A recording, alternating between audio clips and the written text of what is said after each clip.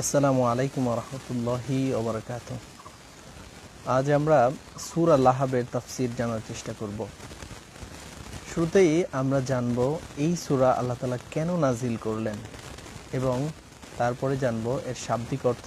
এরপরে আমরা আমাদের যতটুকু তাফসির হলে এই সূরাটা আমরা বুঝতে পারি সেই স্বল্প পরিমাণে আমরা জানব ইনশাআল্লাহ তাআলা।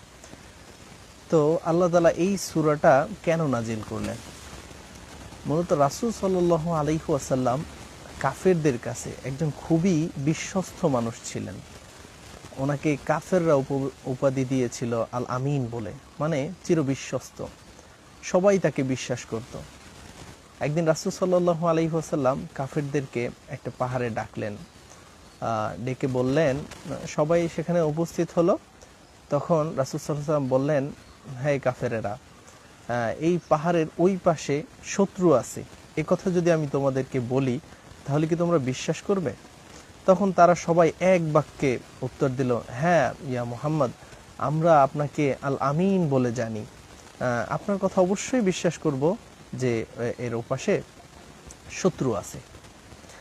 তো রাসূল সাল্লাল্লাহু আলাইহি ওয়াসাল্লাম তখন তাদেরকে বললেন, তো তোমাদের এই শত্রুরা আক্রমণ করলে তোমাদের যে পরিণতি হতে পারে তার চাইতেও বড় ভয়াবহ পরিণতি হবে যদি তোমরা এই এক আল্লাহর ইবাদত না করো, অর্থাৎ তোমরা এক আল্লাহ বিশ্বাস করো এবং এই প্রতিমাদের পূজা ছেড়ে দাও।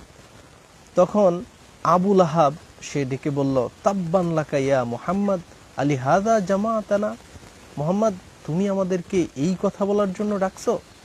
তোমার জন্য ধ্বংস হোক, তাব্বান লাকা সাইরাল ইয়াউম, তোমার সারাদিন ধ্বংস হোক। এরকম একটা গালি আবু লাহাব রাসূল সাল্লাল্লাহু আলাইহি ওয়াসাল্লামকে দিলেন। এর জবাবে আল্লাহ তাআলা এই সূরাটাকে নাজিল করলেন। এই সূরার ভিতরে আল্লাহ তাআলা এই আবু লাহাবের এই কথার উত্তর দিয়েছেন। চলুন আমরা আগে অনুবাদ জানি, তারপরে এই সূরার তাফসীর জানার চেষ্টা করব।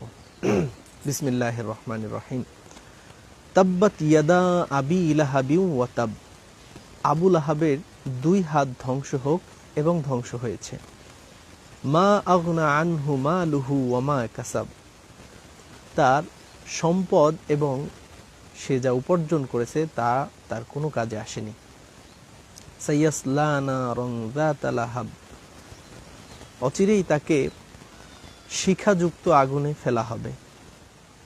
ওয়ামরাআতুহু হাম্মালাতাল হাতাব, আর তার স্ত্রী যে লাকড়ি বহন করে।